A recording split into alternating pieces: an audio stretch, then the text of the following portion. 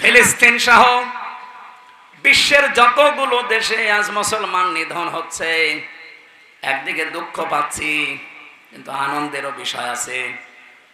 ফিলিস্তিনের এই মানুষগুলো, আজকে একটা বাচ্চা দেখলাম, একজন তার পক্ষ থেকে স্ট্যাটাস দিয়েছে, বোমা আমার উপরে মারেন, আমি আর পৃথিবীতে থাকতে চাই না। এই ফিলিস্তিনে, গাজাতে আমি শুনেছি জান্নাতে নাকি অনেক খাবার পাওয়া যায়।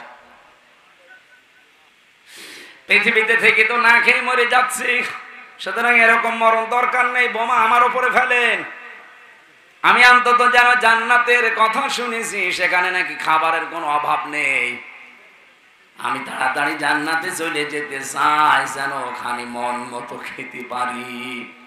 ফিলিস্তিনে যে ঘটনা ঘটে গেল গতকাল, তাম পৃথিবীর 210 কোটি মুসলমান হতবাক, নির্বাক হয়ে গেছে যে পৃথিবীর মানচিত্র থেকে গাজা, রাফা, ফিলিস্তিন নামে একটা রাষ্ট্রের অস্তিত্বই শেষ।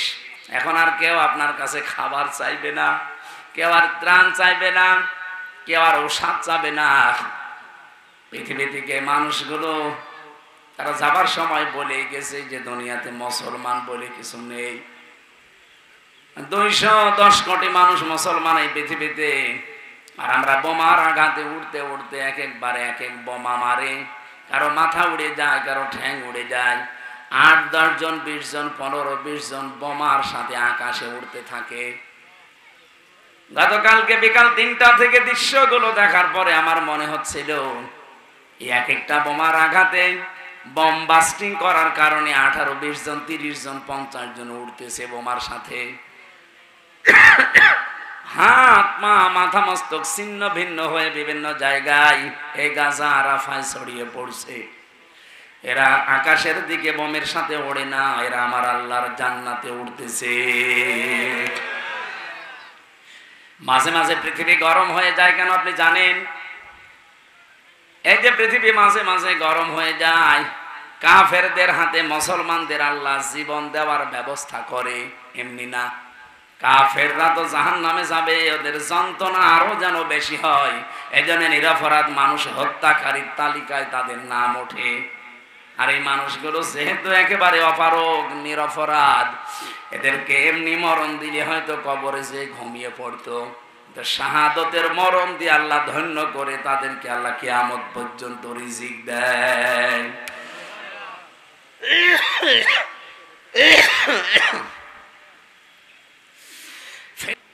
সূরা আলে ইমরানের 140 নম্বর আয়াত আমি পড়েছি, আলিয়ালামাল্লাহুল্লাযীনা আমানু ওয়া ইয়াত্তাখিযা মিনকুম শুহাদা আল্লাহু লা ইউহিব্বুজ জালিমিন। রব্বুল আলামিন বলেন, সবাইকে তো আর শাহাদাতের মরণ আল্লাহ দেয় না। তোমাদের ভেতরে যাদের ঈমানের দাম আছে, আর যে মানুষগুলোর কর্মজীবন, অ্যাক্টিভিটিস, কারবার আল্লাহর পছন্দ হয়, এদেরকে আল্লাহ শাহাদাতের মরণ দিয়ে ধন্য করে। ওয়া ইয়াত্তাখিযা মিনকুম শুহাদা, তাদেরকে আল্লাহ শাহাদাতের মরণ দেন। কারণ এমনিতেই মরণ দিলে তো কবরে ঘুমিয়ে পড়তো, তো শাহাদাতের মরণ দিলে আর ঘুমায় না। বালা হায়াউন ইনদা রাব্বিহিম ইরযাকুন, ও কিয়ামত পর্যন্ত জীবিত এবং আল্লাহ নিজে তাদেরকে রিজিক দেন। বলেন সুবহানাল্লাহ। এজন্য ফিলিস্তিন সহ বিশ্বের যে মুসলমানগুলো আজ মার খাচ্ছে, শহীদ হচ্ছে, একদিকে তাদের জন্য ভালো হচ্ছে, আর একদিকে আমরা যদি অসুখে মরে যেতাম, পানিতে ডুবে মরে যেতাম, তাহলে একটা আফসোস থাকতো না। এমন নাপাক মানুষদের হাতে আল্লাহ আমাদের মরণ দিয়ে দিচ্ছে, আমাদের নিজেদের কারণে। আর ওই কারণটার নাম হচ্ছে ঐক্য। কে কথা বলে না কেন? আমার কথা বোঝার মতো যোগ্যতা আপনার থাকা লাগবে। আমি গতাগমের কথা বলছি না। অরকাউ, রুকু করো সবাই মিলে, মা'আর রাকিঈন। আপনি লক্ষ্য করেছেন মা'আর পরে রাকিঈন দিয়েছেন, এর আগে আলিফ লাম আছে। কোরআনের প্রতিটি শব্দ গবেষণামূলক, চিন্তা ভাবনা করে আপনাকে পড়া লাগবে। আল্লাহ বলেন রুকুকারীদের সাথে রুকু করো, তার মানে জামাতবদ্ধ হয়ে নামাজ পড়ো, একটা অর্থ। দ্বিতীয় অর্থ কি? দ্বিতীয় অর্থ হচ্ছে সত্যি যদি মানুষ আর জামাতবদ্ধ হয়ে যে শিক্ষাটা প্রতিদিন 5 বার করে নেয়, কাতার থেকে যেভাবে শিক্ষা নেয়, এটা যে 257টা রাষ্ট্র দুনিয়ায় যত মুসলমান আমরা আছি, আমরা একেবারে কম না। তামাম দুনিয়াতে সবচাইতে বেশি মানুষ বাস করে খ্রিস্টান ধর্মে, তারপরেই হচ্ছে ইসলাম ধর্মে। জোরে বলেন সুবহানাল্লাহ। এই 210 কোটি মুসলমান আমরা সত্যি যদি ঐক্যবদ্ধ হওয়া কাতারের এই শিক্ষা নিতে পারতাম নামাজ থেকে, ফিলিস্তিনের এই আর্তনাদ গতকালকে 3টায় বন্ধ হয়ে যেত। আর্তনাদ করা লাগতো 80 লাখ মাত্র ইহুদি, পৃথিবীর নিকৃষ্ট জাতি, অভিশপ্ত জাতি, গায়রিল মাগদুবি আলাইহিম। প্রতিদিন যাদের বিরুদ্ধে আমরা কমপক্ষে 17 বার করে বরদোয়া দেই। কয়বার? কোন নামাজ যদি কেউ নাও পড়ে, ফরজ নামাজ যদি পড়ে, তার বড় ফরজ নামাজের রাকাত সংখ্যা কয়টা বলেন না কেন? 17 বার অন্তত আপনাকে বলাই লাগে গায়রিল মাগদুবি আলাইহিম, বলা লাগে না? এটা কি? এটা বরদোয়া। আল্লাহ গজব নাজিল করো অভিশপ্ত এই ইহুদিদের উপরে। প্রতিদিন আমরা তামাম দুনিয়ার 210 কোটি মুসলমান একই বরদোয়া দিচ্ছে। শুধু বরদোয়ার সাথে সাথে যদি একটু ঐক্যবদ্ধ হতে পারতাম। আজকে স্ট্যাটাস দিয়েছে নেতানিয়াহু, এই শয়তান, এই কোলাঙ্গার, যে আমরা যখন বাইতুল মুকাদ্দাসে হাত দিলাম, ফিলিস্তিনের মুসলমানদের দ্বিতীয় কিবলা বলা হয়। নবীজি যেখানে 17 মাস নামাজ পড়েছিলেন মুখ করে, কতদিন? মুসলমানদের দ্বিতীয় কিবলা যেটা, এটা যখন আমি ভেঙে ফেলছিলাম, আমার তো মনে হচ্ছিল তামাম দুনিয়ার 210 কোটি মুসলমান, 57টা মুসলিম রাষ্ট্র, সবাই না জানি এক বাক্যে একযোগে লং মার্চ করে একেবারে ফিলিস্তিনের দিকে, ইসরায়েলের দিকে আবার সবাই তেড়ে আসে কিনা। যদি আসতো তাহলে আমার 80 কোটি ইহুদি এত পায়ের সাথে পিষিয়ে মেরে ফেলতো। কিন্তু দেখলাম না। আমি মসজিদ ভেঙ্গে গড়িয়ে দিলাম, পুরা গাজা পৃথিবী থেকে নিশ্চিহ্ন করে দিয়েছি, খণ্ড খণ্ড করে দিয়েছি, আমি দখলও করে নিয়েছি। এই কথাগুলো লিখেছে। গাজাকে, ফিলিস্তিনকে আমরা খণ্ড খণ্ড করে দখল করে নিয়েছি। আমি একটা হাদিস পড়েছিলাম না মুসলিম শরীফে, হযরতে আবু যর রাদিয়াল্লাহু তাআলা আনহু থেকে বর্ণিত। নবীজি বলেন, মানিদ্দাআ মা লাইসা লাহু মিন্না, এই পৃথিবীতে যেই জিনিসটা তোমার না, তুমি যদি ওইটার দখলদারিত্ব নিজের আয়ত্তে নিয়ে নাও, যে এটা আমার, জোর করে জবরদস্তি করে যদি ওর দখল নাও, নবীজি বলেন 2টা কথা, ফালাইসা মিন্না, 1 নম্বরে সে আমার দলভুক্ত না, 2 নম্বরে ওয়ালিয়াতা বাব্বা মাকাদাহু মিনান নার, সে যেন তার স্থান জাহান্নামের মাঝখানে করে নেয়। বলেন নাউজুবিল্লাহ। যশোরবাসী হাদিস থেকে কি নিতে পারলেন বলেন তো? আজ বিশ্বে যে মানুষগুলো সেই জিনিসের মালিক না, ওইটা যদি কেউ জোর জবরদস্তি করে দখল করে নিজের আয়ত্তে নিয়ে নেয়, সে নবীর উম্মত থেকে বের হয়ে যায়। কি বলেন বলেন? এ বাংলাদেশে আমরা বহু মানুষকে দেখি, যে জিনিস আমার না, জোর জবরদস্তি করে দখল করে বিভিন্ন কায়দায় নিজের আয়ত্তে নিয়ে নেয়। এটা আমি বেশি বললাম? কত মানুষ দেখেন আগস্টের 5 তারিখের পর থেকে ঘাট দখল, মাঠ দখল, বাজার দখল। যশোরে হয়তো এগুলো নেই, এই জন্য টের পাচ্ছেন না। আমার কুষ্টিয়ার গড়াই নদীর ঘাট দখল হয়ে গেছে আল্লাহর ওলিদের দ্বারা। অথচ সরকারি জিনিস আপনি দখল করে নিলেন কি করে? কত বাজার দখল করলেন, বাজার তো পৌরসভার, আপনি নিলেন কি করে? এই যে ঘাট দখল, বালি মহল দখল, কত দখল চলে। যারা এগুলো করেন, যদি যশোরে কেউ থাকেন হুঁশিয়ার, আপনি কিন্তু নামাজ পড়তে পারেন, রোজা রাখতে পারেন, হজ করে আসতে পারেন, আপনার দাড়ি থাকতে পারে, আপনার নামের আগে মোহাম্মদ থাকতে পারে, আপনি নবীর উম্মত থেকে বের হয়ে গেছেন। এরকম মানুষ আছেন কারা যারা অন্যের জিনিস দখল করে নেন? হাত তোলেন তো। যশোরে আমার মনে হয় হাদিস বলা ঠিক হইল না, এটা কুষ্টিয়ায় বলার দরকার ছিল। এই কোন দিকে তাকিয়ে আছে? 2 নম্বরে বিশ্বনবী জানিয়েছেন ওয়ালিয়াতা বাব্বা মাকাদাহু মিনান নার, সে যেন তার স্থান বানিয়ে নেয় নারে। নার মানে আগুন, মানে জাহান্নাম। আগুন মানে জাহান্নামের যতগুলো নাম আছে, বৈশিষ্ট্য আছে, তার ভেতরে একটা হচ্ছে আগুন, নার। এখান থেকে আমরা যেটা আপনাদের বলতে চাচ্ছি, তাম পৃথিবীর মুসলমানের আজ শোনেন, এই যে ইসরায়েল, এরা কিন্তু বানভাসী হিসাবে এসেছিল। এই যে রোহিঙ্গারা যেমন এসেছে, ওইভাবে এসেছিল ফিলিস্তিনে। এই ইসরায়েলের জায়গাটা তারা বলেছিল আপনারা বাস করেন, শেষে নিজেরাই দখল করে মালিক হয়ে গেছে। প্রথমটা আমার দেশের জন্য হয়তো মেলে, হয়তো অনেক মুসলমানের ভেতরে চরিত্র আছে, যে জিনিস যার না জোর করে যদি দখল করে নেয়, সে যেমন নবীর উম্মত থাকে না। 2 নাম্বারটা, ওরা তো নবীর উম্মত না, কিন্তু ওরা তো মানুষ। ওরা কি? যদি ওদের এখন আর মানুষ বলা যাচ্ছে না, মানুষের যা কাজ কারবার একটা ওই শব্দ জাতি ইহুদিদের ভেতরে আর নেই, সেই হিসাবে বলছি ওরা দখলদারিত্ব করছে। যা হাজার হাজার মানুষকে আজ মিশরের দিকে দেখলাম রওনা দিয়েছে, নিজেদের বাড়ি ঘর। আমরা দূর দেশের মানুষ, এখান থেকে 140 কিলো প্রায় দূরে আমার বাড়ি কুষ্টিয়া। সেই হিসাবে আমার চাইতে আপনারা মাওলানা আজিজুর রহমান ওনাকে বেশি চেনেন। ওনার যতগুলো গুণ মানবীয় আছে, তার অন্যতম একটা গুণ হচ্ছে কেউ কষ্ট পাক এমন কোনো কাজ, এমন কোনো কথা তিনি বলেন না।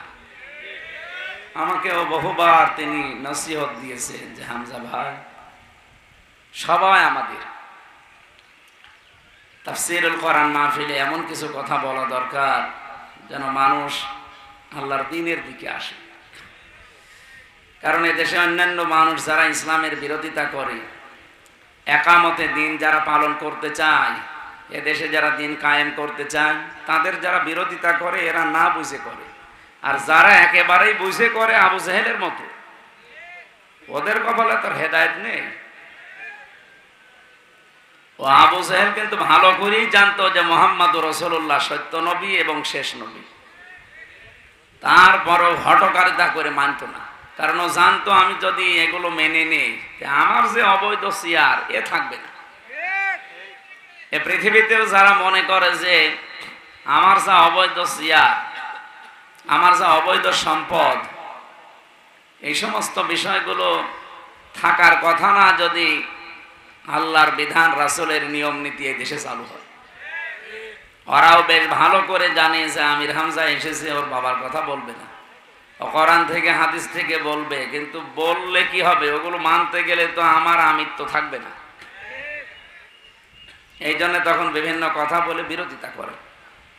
তাছাড়া আপনার সাথে আমার দেখা নেই, কথা নেই, জমি জায়গা নিয়েও কোনো ঝামেলা নেই, আপনার মেয়ের দিকেও আমি তাকাইনি, এরপরও আপনি আমার উপরে এত রাগ। এই জন্যে আপনাদের এই মানুষটা একটা নরম মানুষ, নরম দিলের মানুষ। ফাবিমা রহমাতিন মিনাল্লাহি লিনতা লাহুম ওয়ালাউ কুনতা ফাজ্জান গালিজাল কলবি লানফাদ্দু মিন হাওলিক। হে নবী, আপনার হৃদয়টা আমি আল্লাহ নরম করে দিয়েছি, কমল বানিয়ে দিয়েছি। যদি কঠোর হৃদয়ের মানুষ আপনি হতেন, তাহলে আপনার চারপাশে মানুষজন থাকতো না, সব বিদায় নিত। যেহেতু আপনাকে আল্লাহ নরম দিল বানিয়ে দিয়েছেন, সুতরাং মানুষের সাথে নরম ব্যবহার করবেন। সে একটা গুণ আপনাদের মাওলানা আজিজুর রহমান পেয়েছেন। আল্লাহ রাব্বুল আলামিন ওই রকম গুণ যেন আমাদেরকেও দান করেন। আমি কি ওনার সম্পর্কে বেশি বললাম? বলেন বলেন, এই গুণটা ওনার ভেতরে নেই? কথা বলার সময় হিসাব করে কথা বলে যে আমার কথায় আবার কেউ দুঃখ পাবে না তো। আর আমরা কাজ করার সময় হিসাব করি না যে কাজে আবার মানুষের কষ্ট হবে না তো। সুতরাং আল্লাহ নবীর কাছ থেকে, আলেমদের কাছ থেকে গুণ আমাদের অর্জন করার তৌফিক দেন, বলেন আমিন। এতক্ষণ যারাই কথা বললেন, বিশেষ করে মাওলানা হোসেন মাহফুজ চুয়াডাঙ্গা, মাওলানা ফারুক হোসেন যুক্তিবাদী কুষ্টিয়া, এবং এই মাহফিলে বসা আছেন আপনাদের পাশের জেলা খুলনার সন্তান, ইসলামিক চিন্তাবিদ, শিক্ষাবিদ মাওলানা রবিউল ইসলাম দামাত বারকাতুহুমুল আলিয়া। ডানে বামে যারা বসে আছেন অবশ্যই আপনাদের শ্রদ্ধাভাজন ব্যক্তিত্ব এই মানুষগুলো। আমি এত বলার পর আপনার কথা বলতে হয় না মানে? আর এদের কি নেতানিয়াহুর মতো এদের কি বিবেক মরে গেছে? হ্যাঁ, এতবার বলা লাগবে কেন? আপনার জন্য যদি ডিস্টার্ব হয় না, নামাজের কাতার যদি বাঁকা হয়, যার কারণে বাঁকা হয় পুরা গোনা তার হয়। কথা বলেন না কেন? যেহেতু এই মাসলাটা বললামই, নামাজের কাতারে যার জন্য বাঁকা হয়ে যাবে পুরা কাতারের গোনা তার উপরে বর্তাবে। এতটুকু শেষ না, তার অন্তরটা আল্লাহ হেদায়েত থেকে বঞ্চিত করে দেবে, বাঁকা হয়ে যাবে। এই হাদিস পড়তে গিয়ে আমি দেখেছি 3টা কাজে পৃথিবীতে দেরি করতে নেই। কেউ যদি দেরি করেন জেনে বুঝে আপনার গোনা হবে। বিশেষ করে কেউ মারা গেলে কোন মহারাতির জন্য দেরি করার দরকার নেই, যত তাড়াতাড়ি পারেন তাড়াতাড়ি মাটির ভেতরে দিয়ে দেন। না ওনার বড় মেয়ে থাকে অমুক জায়গায়, ওনার চাচাতো বোনের মামাতো খালাতো অমুক কে থাকে, সে আসবে তারপরে। কেন?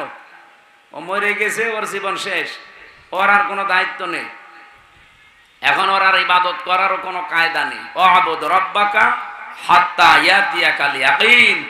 তোমরা ইবাদত করবা ওই দিন পর্যন্ত যতদিন তোমাদের কাছে মরণ না আসে। কি না আসে? তাহলে আমাদের ইবাদত কোন পর্যন্ত? মরণ পর্যন্ত। বলেন বলেন। আর যে লোকটা মরে গেল ওর কাজ শেষ। এখন দায়িত্ব কাদের? জীবিত মানুষদের। আমরা যারা জীবিত আছি আমাদের দায়িত্ব এখন ওই মরা মানুষটা নিয়ে, ওনাকে যদি দাফন কাফন না দেন, মাটির নিচে না দেন, কি আশ্চর্য গো। এখান থেকে সরে যান না, দিনের বেলা এই জন্য অনুষ্ঠানগুলো গ্যাঞ্জাম হয়ে যায়। খুব গুরুত্বপূর্ণ একটা বিষয়, সমসাময়িক, সামনে আমাদের দরকার। এই জন্য আমি আয়াতটা পড়েছি। আপনারা পরিবেশ তৈরি করে দিন, আমারে ঘন্টাখানেক সময় দেন। যে কথাটা তুলছিলাম 3টা কাজে দেরি করা ঠিক না, এই কথা আমি বানালাম। বলেন বলেন। তিরমিজি শরীফের হাদিস। তিরমিজি শরীফের হাদিস বললে কি মনে হয় যে হামজার হাদিস? কার? বলেন বলেন। অবশ্যই আল্লাহ। এই এদিকে আসো, ক্যামেরার দিকে তাকিয়ে আসলে আন্দাজে আল্লাহর বলো না। হাদিসের কথা বললে কি আল্লাহর কথা হয়? কার? হাদিসের কথা আল্লাহর আছে। কোনটা? হাদিসে কুদসি যেটা, হাদিসে কুদসি যেটা ওইটা আল্লাহর কথা, রাসূলকে দিয়ে আল্লাহ অ্যাডভার্টাইজ করিয়েছেন। কিন্তু যেটা হাদিস ওইটা মুহাম্মদুর রাসূলুল্লাহ সাল্লাল্লাহু আলাইহি ওয়াসাল্লামের কথা। যেহেতু এটা পয়েন্ট আকারে এসেছে, আমি এই জন্য শিক্ষার জন্য বলছি। এই এলাকায় আছে কিনা আমি জানি না, যদি থাকে তাহলে এখন থেকে আমাদের মানা লাগবে। কি?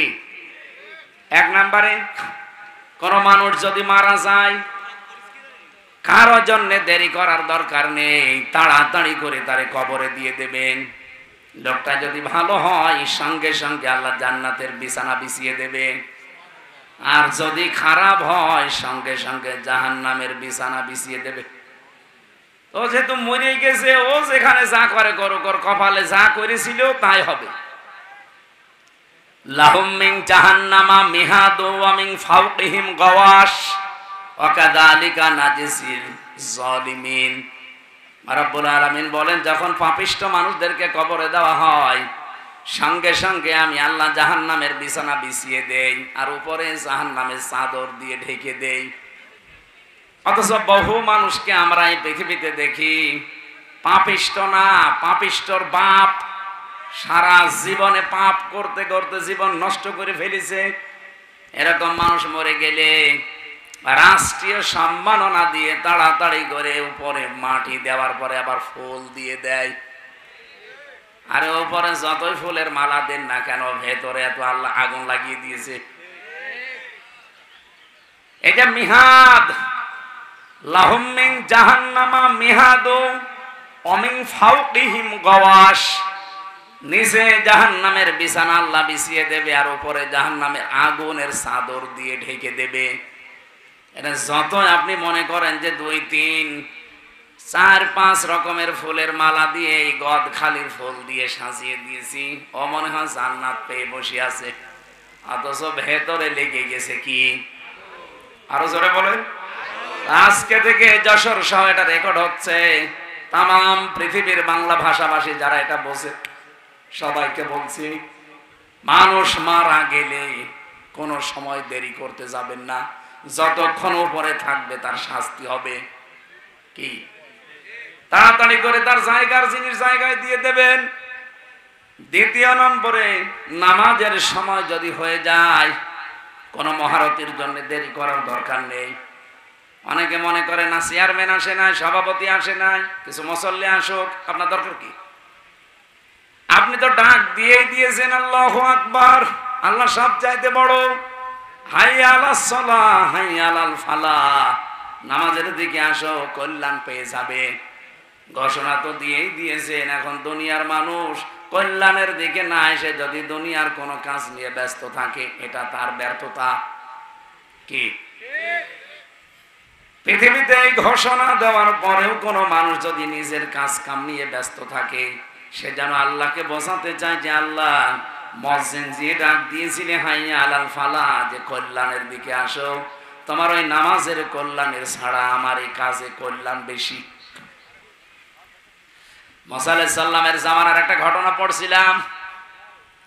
হযরতে মুসাকে আল্লাহ ডাক দিয়ে বললেন, মুসা, এক কামার এই যে লোহা পিটিয়ে সোজা করে, বিভিন্ন জিনিস তৈরি করে, এই মানুষটা তোমার সাথে জান্নাতে যাবে। মুসা নবী ডাক দিয়ে বলেন, রব্বুল আলামিন, তুমি আর মানুষ পাইলে না, একটা কামারের নাম বললে। কত ভালো ভালো মানুষ আছে, তাদের নাম তো বললে না, কামার কি এমন করে সে? আল্লাহ পাক বলেন, মুসা একটু খোঁজ নিয়ে দেখো লোকটার কাজ কি।